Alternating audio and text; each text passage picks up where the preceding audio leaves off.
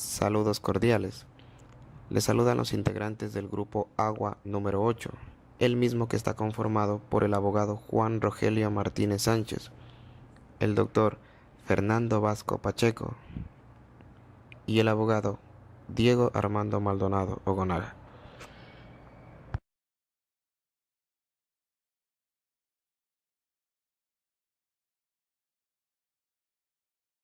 Introducción. El presente trabajo tiene como finalidad contribuir al análisis del derecho penal internacional, haciendo énfasis en los tribunales penales ad hoc, dentro de los cuales sobresale la Corte Penal Internacional y su Estatuto de Roma.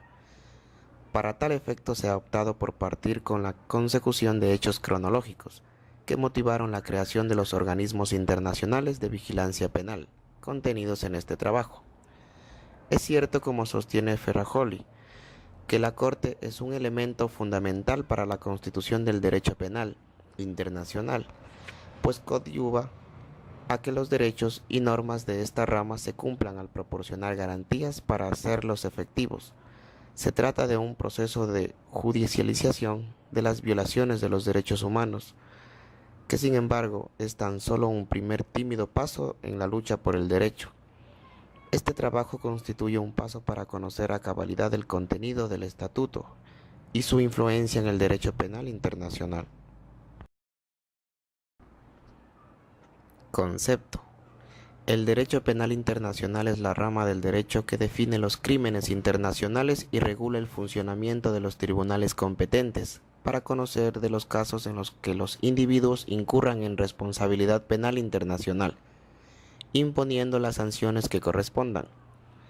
El surgimiento de esta rama supone una importante evolución respecto del derecho internacional clásico, que era esencialmente interestatal y no consideraba a la persona como sujeto de derecho internacional. El derecho penal internacional se ha ido constituyendo, afianzando y desarrollando dentro de un ambiente de plena actividad delictiva internacional, es decir, frente a la violación por parte de los individuos de las normas del derecho internacional, existe una reacción jurídica, a través de un proceso de perfeccionamiento cooperativo dentro de lo que se puede llamar la internacionalización de la criminalidad. Se presentan en los aspectos, el primero funcional y el segundo tecnológico. A. Funcional. Esto se asume como la internacionalización del peligro en la sociedad, producto de la realización de actos delincuenciales, entendiéndose a estos como delitos contra la paz y seguridad de la humanidad, atentados contra la humanidad, actos que representan peligro para algunos estados y o quebrantamiento de las relaciones internacionales. B. Tecnológico. Esto se establece como la internacionalización de las formas y los métodos de actos delictivos, es decir, el desarrollo de la organización delictiva internacional, tráfico ilícito fronterizo de mercancías y otros valores, uso de las comunicaciones con el objetivo de concentrizar actos delictivos, tráfico ilícito de personas, etc. Historia. Se encuentran algunos precedentes del derecho penal internacional antes de la Primera Guerra Mundial. No obstante, es tras esta guerra cuando se plantea la creación de un auténtico Tribunal Penal Internacional que enjuiciaría a los responsables de crímenes cometidos durante el conflicto. Así lo previó la parte séptima del Tratado de Versalles de 1919 para juzgar al Kaiser Guillermo II de Alemania, pero los Países Bajos ofrecieron asilo al emperador, lo que frustró la iniciativa. Tras la Segunda Guerra Mundial, las potencias aliadas acordaron, en virtud de la Carta de Londres, la constitución de un tribunal que juzgaría no solo crímenes de guerra, sino también crímenes contra la humanidad cometidos bajo el régimen nazi. Los conocidos como juicios de Nuremberg comenzaron el 20 de noviembre de 1945 y se dictó sentencia el 30 de septiembre y el 1 de octubre de 1946. También se creó un tribunal similar para los crímenes de guerra japoneses, el Tribunal Penal Internacional para el Lejano Oriente que operó entre 1946 y 1948. La idea del derecho penal internacional se reactivó en la última década del siglo XX. En 1993, como consecuencia de las violaciones de derechos durante las guerras yugoslavas, el Consejo de Seguridad de las Naciones Unidas acordó la creación de un Tribunal Penal Internacional para los ex-Yugoslavia.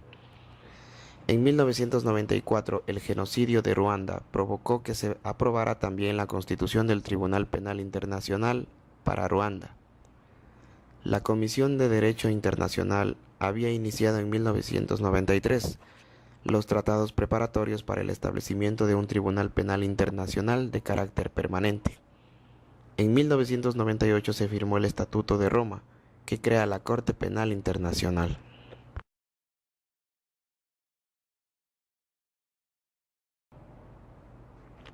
La Corte Penal Internacional.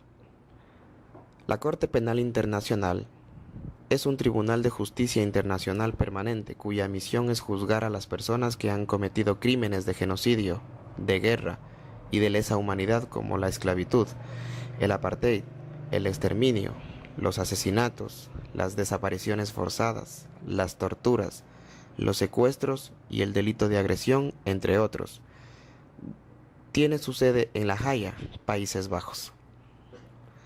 Principios del derecho penal internacional. Entre ellos están igualdad ante la ley, improcedencia de la obediencia debida, responsabilidad de superior por omisión, la responsabilidad penal individual.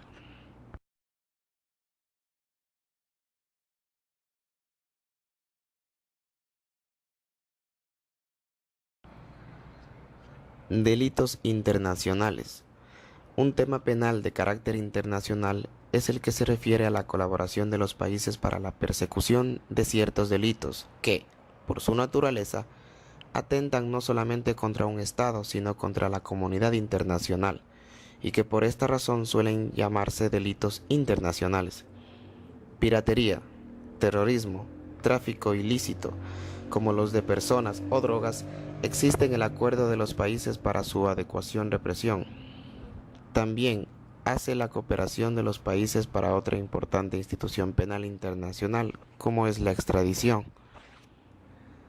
Como consecuencia de lo anterior, son numerosos los tratados internacionales de carácter bilateral y multilateral que versan parcial o totalmente sobre materias penales. El Ecuador ha suscrito y ratificado varios de estos tratados que por lo mismo tienen plena vigencia dentro del sistema jurídico nacional.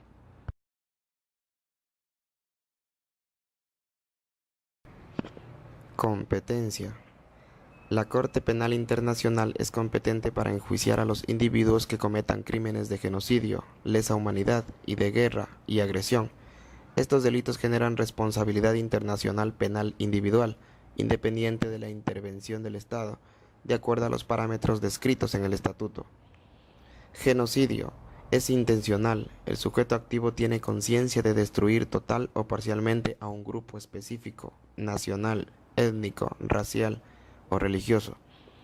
Presenta 5 modalidades para cometerlo: matanza, lesión grave a la integridad física o mental, sometiendo a condiciones que acarrean su destrucción física total o parcial, impidiendo su reproducción o nacimientos y el traslado forzado de sus niños. Crímenes de lesa humanidad. En forma general presenta, entre otros elementos, ser intencional, y el sujeto activo tiene conciencia de ejecutar ataque generalizado o sistemático contra la población civil. Entre las modalidades que presenta para cometer este crimen tenemos asesinato, esclavitud, deportación o traslado forzoso de población, tortura, violación, esclavitud sexual, prostitución forzada, embarazo forzado, desaparición forzada de personas, esterilización forzada u otros abusos sexuales de gravedad comparable.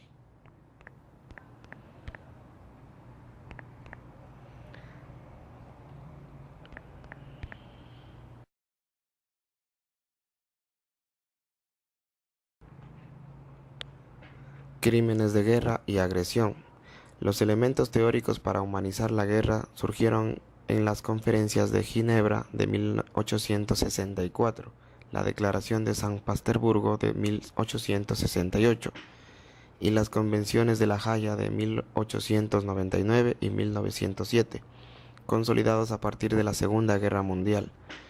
Entre la extensa lista de modalidades para configurar este crimen internacional, los podemos sintetizar así. Son crímenes de guerra aquellos que se cometen durante un conflicto armado contra las personas civiles o bienes protegidos, durante tortura a los prisioneros militares y utilización de armas prohibidas para causar grandes estragos, personas que no participen directamente en las hostilidades, incluidos los miembros de Fuerzas Armadas que hayan dispuesto las armas y los que hayan quedado fuera de combate por enfermedad, lesiones, detención o por cualquier otra causa. Procedimiento para el enjuiciamiento. Las condiciones previas para el ejercicio de la competencia de la Corte están establecidas en el artículo 12, según el cual dicha competencia es automáticamente aceptada por los Estados partes en el estatuto cuando a. el crimen haya tenido lugar en el Estado parte y b. el acusado sea de la nacionalidad del Estado parte. Vale la pena transcribir un resumen acertado del licenciado José Gerardo Arrache acerca del procedimiento para el enjuiciamiento por crímenes que por competencia subsidiaria le corresponden a la Corte Penal Internacional. El fiscal está a cargo de esta parte de las diligencias y la inicia cuando una causa es sometida a la Corte por un Estado parte, por el Consejo de Seguridad o por su propia iniciativa. En el primer y último caso, se requiere que el Estado donde se cometió el crimen o el Estado del inculpado hayan aceptado la competencia de la Corte. Artículos 9, 12, 13, 14 y 15. El fiscal notificará su intención de abrir una investigación a todos los estados partes y a los estados que ejercían normalmente jurisdicción. En plazo de un mes, estos estados deben informar a la Corte si están investigando o han investigado los actos que constituyen el objeto de la intervención de la Corte. Si este es el caso, el fiscal debe remitirse a la investigación realizada por el Estado. Artículos 15, 16 y 18. Objetivo. El objetivo de este derecho sería el disponer de un orden jurídico en materia penal superior al orden jurídico interno de cada Estado, al cual quedan sometidos las personas y aún los gobiernos, especialmente en aquellos casos de extrema gravedad, en que se pone en riesgo la paz internacional y se cometen delitos contra la humanidad. Conclusiones finales.